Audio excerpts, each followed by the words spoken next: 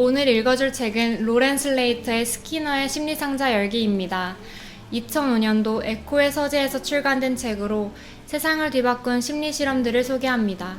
인간 심리와 행동의 인과관계를 발견한 20세기 천재학자들의 실험 이야기를 전하며 인간의 행동은 보상과 처벌에 의해서 결정된다는 사실을 쥐 실험을 통해 최초로 증명한 스키너의 상자 실험을 시작으로 심리학 역사상 가장 혁신적이고 논쟁적이었던 10가지 실험을 펼쳐 보입니다. 그중 오늘은 제2장, 사람은 왜 불합리한 권위 앞에 복종하는가?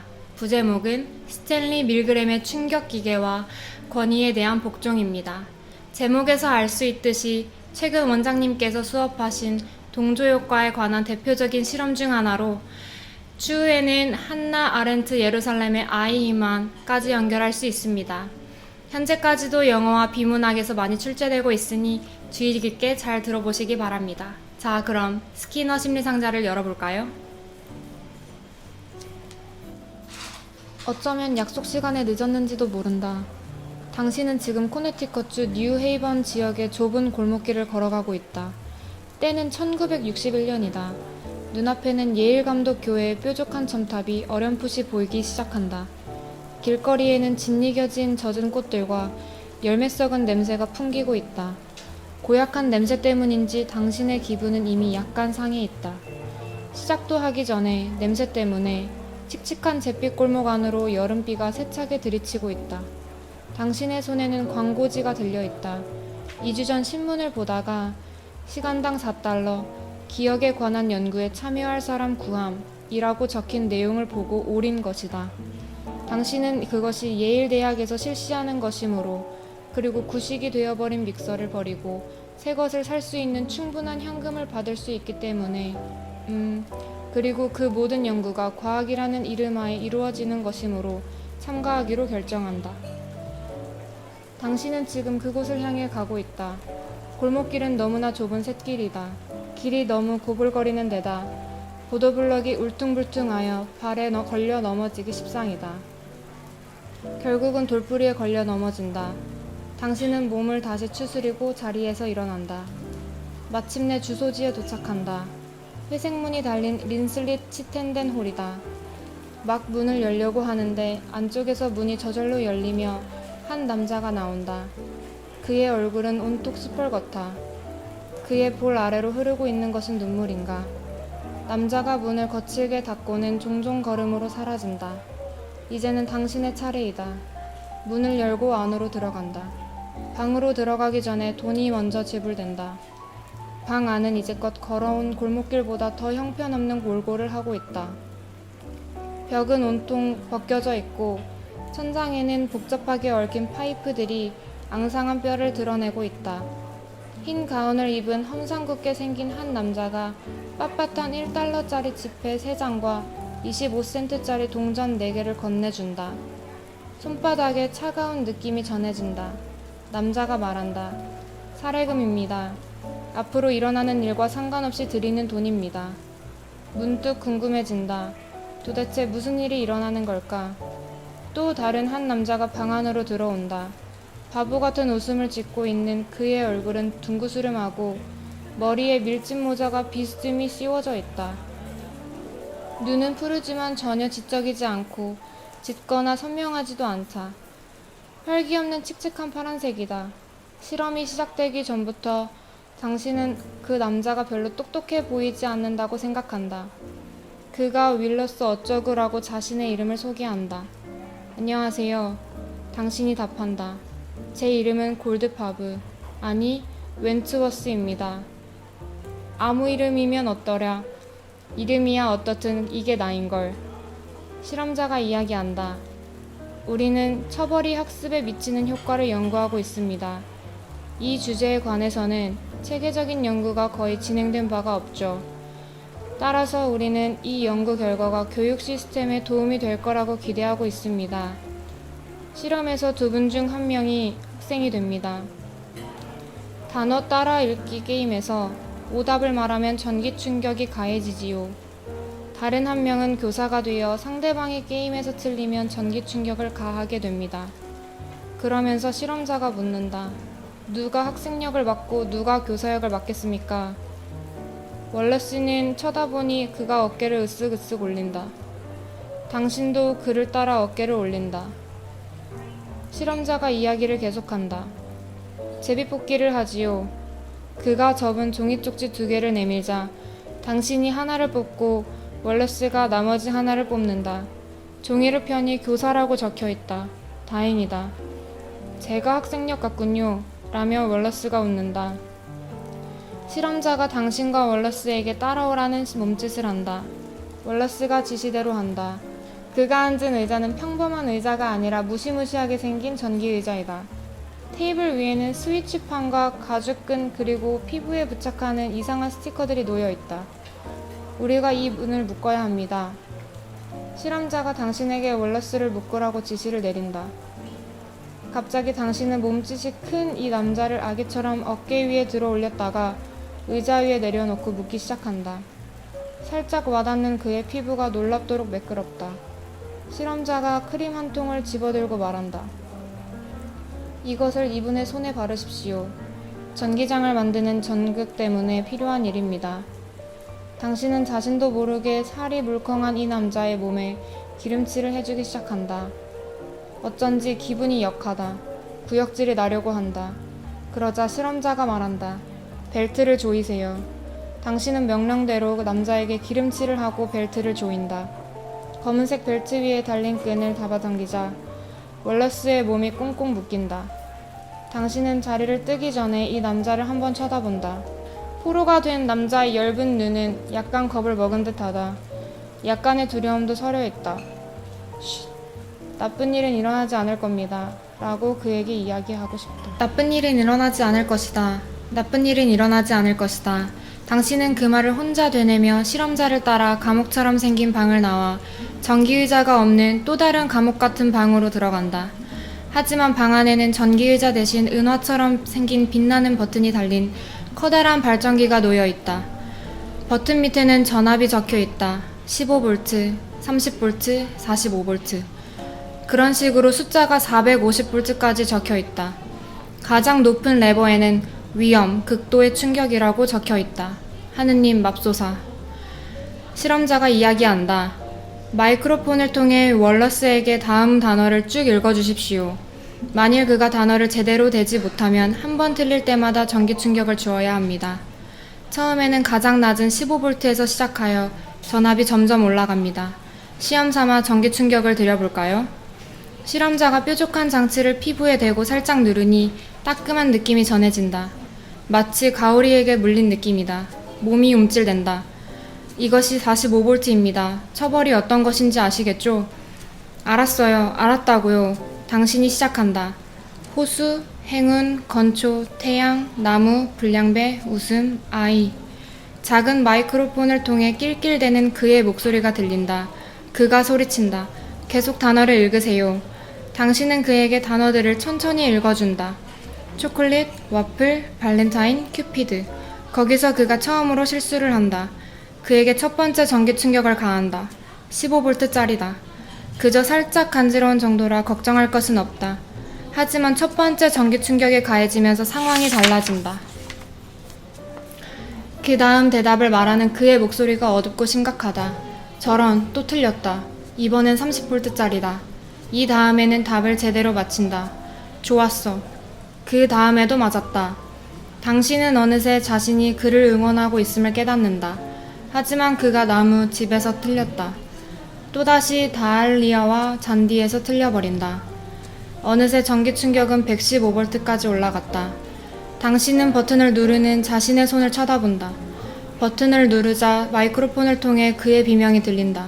날 여기서 나가게 해주세요. 나를 여기서 나가게 해달라고요. 더 이상 견딜 수가 없어요. 날 여기서 나가게 해줘요. 당신의 몸이 떨리기 시작한다. 겨드랑이 밑은 이미 축축하게 젖어 있다. 당신이 실험자를 향해 말한다. 됐어요. 여기서 그만두어야 해요. 저 사람이 나가고 싶어 해요. 하지만 실험자는 무표정한 얼굴로 말한다. 실험은 계속되어야 합니다. 하지만 저 사람이 나가고 싶어 하잖아요. 그가 나가고 싶어 하면 실험을 계속 진행할 수 없어요. 실험은 계속되어야 합니다. 실험자는 마치 당신의 귀에 이상이라도 있는 것처럼 같은 말을 반복한다. 하지만 아니야. 내 귀는 멀쩡해. 청력에는 아무런 이상이 없어. 시력도 2.0, 2.0인걸.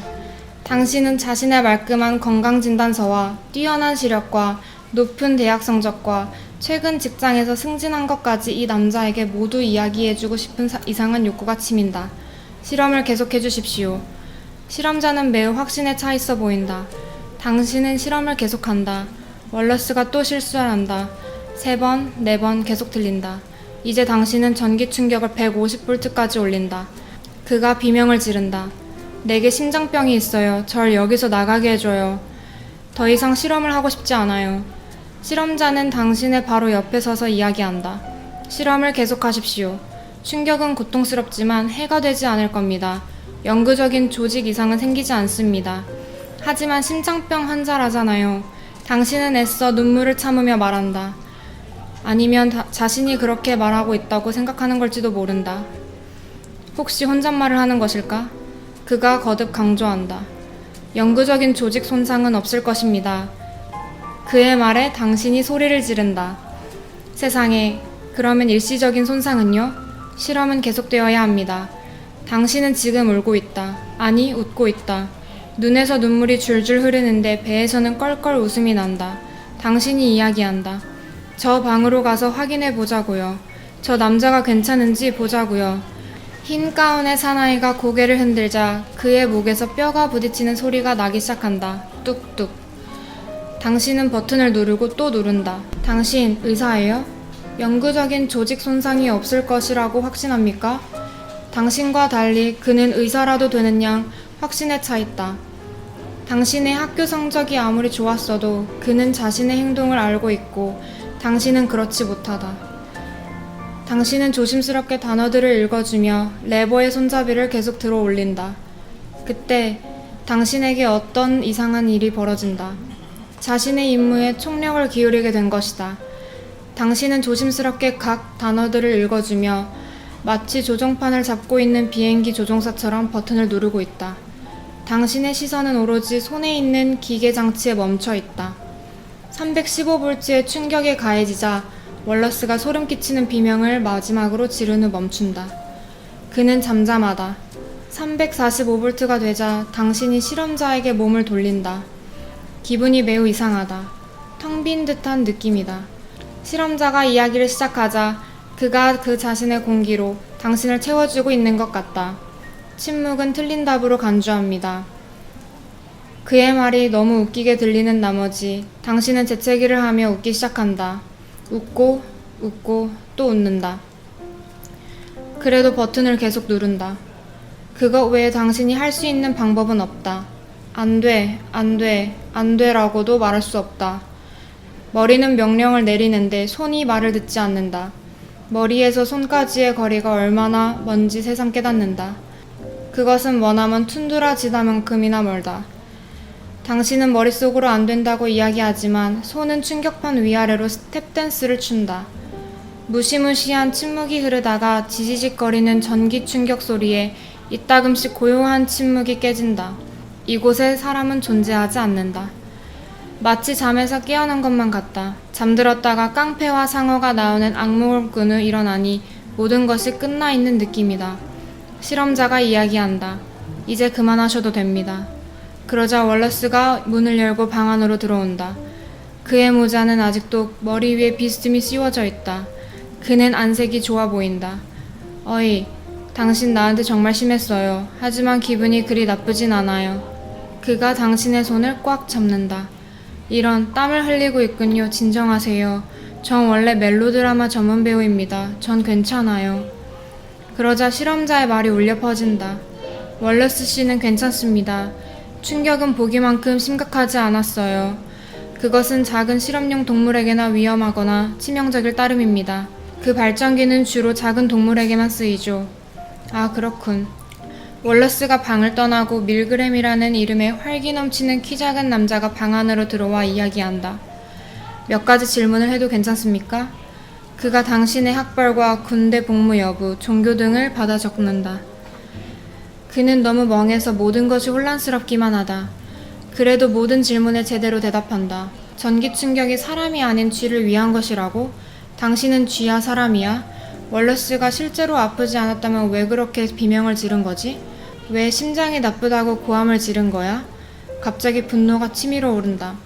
당신은 이 명민하고 키 작은 남자를 쳐다보며 말한다. 알았어요. 이건 학습에 관한 실험이 전혀 아니군요. 이건 복종, 권위에 대한 복종을 연구하는 실험이에요. 복종에 관한 실험이라고요. 당신이 같은 말을 반복하자 밀그램이 대답한다. 그래요, 그렇습니다. 당신이 먼저 알아채지 못했다면 제가 나중에 얘기해 주었을 것입니다. 실험에 참가한 사람들에게 보내는 편지를 통해서요. 이 실험에 참가한 사람들의 65%가 당신처럼 행동했습니다. 우리가 만든 이 상황에서 당신이 선택한 행동은 완전히 정상입니다. 그것 때문에 안 좋은 감정을 느끼실 필요는 전혀 없습니다. 하지만 납득이 되지 않는다. 마음이 놓이지 않는다. 그가 당신을 한 번은 속였어도 두 번 다시 그럴 일은 없을 것이다. 오늘 밤 당신은 그의 실험실에서 무엇을 배웠는지 확실히 이야기할 수가 없다. 그저 아는 것이라고는 자신의 손에서 피가 흐르는 것과 자신이 누군가의 말에 놀아났다는 것뿐. 어쩌면 이 글을 읽는 독자들은 그런 행동을 하는 것이 자신이 아닌 저 옆집 사람이거나 건너편 집 사람이라고 생각하고 있을 것이다. 만일 여러분의 1961년의 어느 평온한 6월 저녁 예일 대학의 린슬리 치텐덴 홀에 가게 되는 끔찍한 운명을 만났더라면 그처럼 행동하지는 않았을 것이라고 말이다. 여러분은 불교 신자일 수도, 채식주의자일 수도, 아니면 호스피스 자원봉사자일 수도 있었다. 어쩌면 장애자를 동료로 두었을 수도 있다. 그런 여러분이 어떻게 그런 짓을 하겠는가? 하지만 아니다. 여러분도 그럴 수 있다. 스탠리 밀그램은 린슬리 치텐덴 홀과 브리지포트에서의 실험을 통해 그것을 입증하였고 전 세계에 걸쳐서도 그와 똑같은 연구 결과가 나왔다. 신뢰할 만한 권위를 대면했을 때 62%에서 65%의 사람들이 다른 사람들에게 치명적인 해를 입힐 정도로 명령을 복종했다. 신뢰할 만한 권위를 대면했을 때 62%에서 65%의 사람들이 다른 사람에게 치명적인 해를 입힐 정도로 명령에 복종했다. 밀그램의 피실험자들은 우리와 똑같은 평범한 사람들이었다. 전 착실한 직장인입니다. 제게는 딸린 식구들이 있죠. 제 유일한 단점이 있다면 일에 너무 치여 지낸다는 겁니다. 아이들에게 무언가를 해주겠다고 어딘가로 데려다 주겠다고 해놓고서 회사 일 때문에 나중에는 늘 취소를 하죠. 전 제 일을 사랑합니다. 또한 사랑하는 가족과 새 아이가 있고요. 저는 저희 집 정원에서 꽃을 키우는 것을 좋아합니다. 특히 신선한 채소를 좋아하기 때문에 주로 그것들을 즐겨 키워요. 위의 두 이야기는 실험에서 밀그램의 명령을 너무나 충실히 이행한 두 피실험자가 한 말이다. 예일 대학의 조교수였던 스탠리 밀그램은 실험에 앞서 먼저 여론조사를 실시했다. 그는 저명한 정신과 의사들에게 그가 짠 모의 실험에서 피실험자들이 어떤 행동을 할 것인가를 질문했다. 또 예일 대학 학생들과 뉴헤이번 지역의 주민들을 대상으로도 같은 조사를 실시했다. 사람들의 예측은 모두 같았다. 결코 충격을 가하지 않으리라는 것이다. 또한 상대방이 비명을 지를 경우 충격을 가하는 사람이 병적인 세디스트가 아닌 이상 높아봤자 150볼트에서 멈출 것이라고 응답했다. 밀그램의 실험 결과가 밝혀진 지 40년이 지났지만 지금도 사람들은 자신만은 아니라고 이야기한다. 하지만 여러분도 똑같다. 밀그램의 실험이 가진 힘은 지금 이 자리에 있는 우리가 스스로 생각하는 자기 자신과 실제의 우리 사이에 존재하는 격차만큼이나 엄청나다. 밀그램은 복종에 관한 실험을 처음 실시한 심리학자도 피실험자를 처음 속인 심리학자도 아니었다. 다시 말하지만 그의 충격기계는 순전히 가짜였으며 학생과 실험자는 밀그램이 돈을 주고 고용한 배우였다. 하지만 그 두 가지를 체계적으로 한꺼번에 실시한 사람은 그가 처음이었다. 밀그램의 실험이 있기 전인 1924년에 웨일스의 한 실험실에서 C. 랜디스라는 이름의 실험자가 피실험자들에게 쥐의 목을 자르라고 강요했을 때 그들 중 71%가 기꺼이 그렇게 하겠다는 응답을 했다. 1944년에는 심리학자 다니엘 프랭크가 자신이 흰 가운을 입었다는 이유만으로 피실험자들에게 머리를 바닥에 대고 물구나무를 서라든가 한쪽 눈을 감고 뒤로 걸으라든가 창문에 혀를 대라는 요구를 했을 때 사람들이 아무리 터무니없는 요구라 하더라도 응한다는 사실을 알아냈다. 정치과학과가 꿈이었던 밀그램은 퀸스 대학에서 4년을 보내며 심리학 과목을 단 1시간이라도 들은 적이 없었다. 따라서 그가 심리학 분야의 연구 논문을 단 한 편도 들춰보지 않았을 가능성이 높다. 그는 지금의 자신이 있기까지 사회과학자인 솔로몬 애쉬의 공이 컸다고 이야기한다. 밀그램은 석사학위를 받는 동안 프린스턴 대학에서 애쉬 교수의 연구 조교수로 일했다. 교수는 당시 집단 압력에 관한 연구에 심취해 있었다. 그는 길이가 다른 선을 이용한 연구에서 집단이 옳다고 인식하는 의견에 피실험자들이 동의하는 경향이 있음을 발견했다. 가령 A선과 B선 중 실제로 B선이 더 길다 하더라도 집단이 A선이 더 길다고 주장하면 어리둥절해진 피실험자가 집단의 의견에 순응하기 위해 자신이 옳다고 여기는 것을 포기하고 A선이 더 길다고 대답한 것이다. 지금도 그렇지만 당시 애쉬 교수는 사회과학 연구의 대가였다. 하지만 애쉬 교수보다 키도 작고 다른 모든 면에서 부족했던 밀그램은 스승을 곧 능가하기 시작했다. 지구상에 오래 남을 만한 빛나는 무엇인가를 남기기 위하여 빛나는 광채나 호화로운 족적을 남길 실험을 만들고자 했을 것이다. 그는 사이컬러지 투데이지와의 인터뷰에서 이렇게 말했다. 저는 애쉬 교수의 수능 실험을 더 위대한 것으로 만들고 싶었습니다. 수능 실험이 단지 선의 길이를 판단하는 것으로 끝나는 것은 만족스럽지 않았지요. 저는 집단이 한 개인의 공격적인 행동을 행사하도록 압력을 가할 수 있는지 알고 싶었습니다. 가령 누군가에 심한 충격을 줄 수 있는가에 관해서요. 1961년 여름에 실험이 시작되었을 때 밀그램은 동네 경찰에게 미리 주의를 주었다. 사람들이 고문받는 소리가 날지도 모릅니다. 하지만 그것은 사실이 아니라 연극이에요.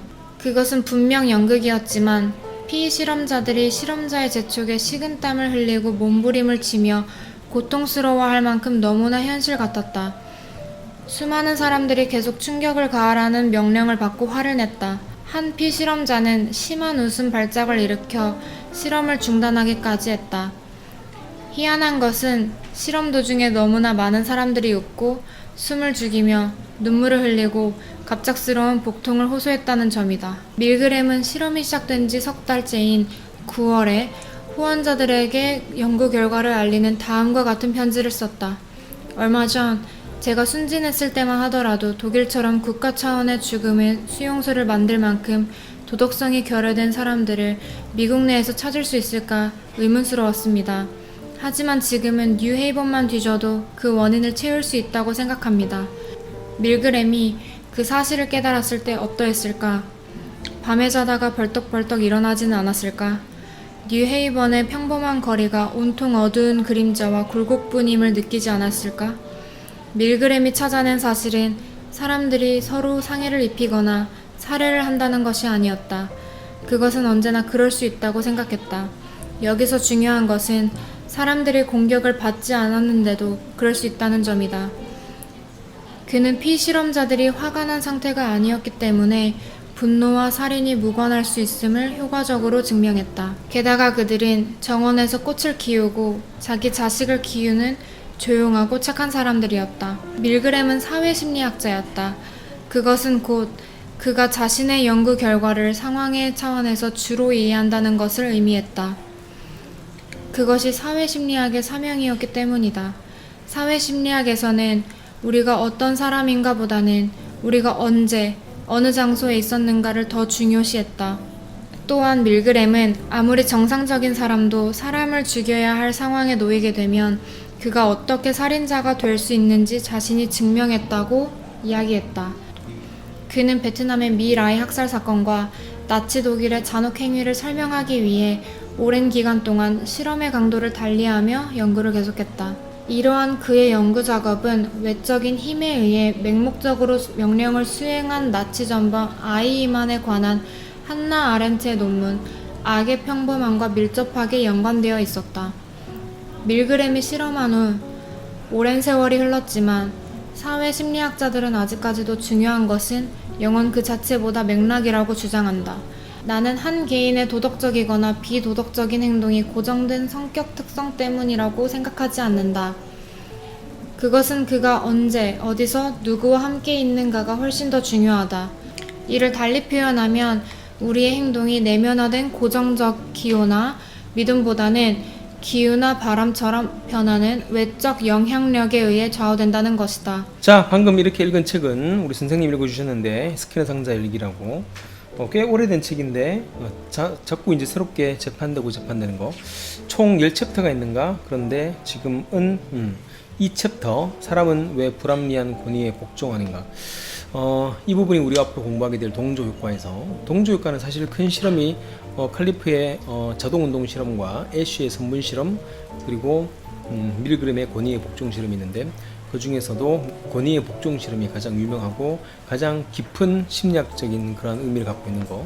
자, 이 다음 책을 이제 우리가 읽게 된다면은 아마 관련된 서적은 우리가 이제 수업 시간에 했듯이 그 유명한 한나 아렌트의 예루살렘의 아이 희만을 통해서 이걸 또 연결시켜 볼 수 있을 것 같아. 자, 좋은 시간이었었고 또 앞으로도 또 더 좋은 내용으로 다시 또 찾아뵐 것이니까 그렇게 좀 관심을 가지고 들어주면 좋을 것 같아.